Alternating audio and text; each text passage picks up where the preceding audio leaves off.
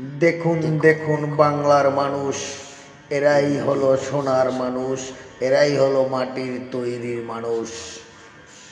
এই যে বোনেরা, এই যে ভাইয়েরা পরিশ্রম করছে, কষ্ট করছে, ইটের ভাটায় কাজ করছে, ইট টানছেন এবং ইট পোড়াচ্ছেন, ইট বানাচ্ছেন।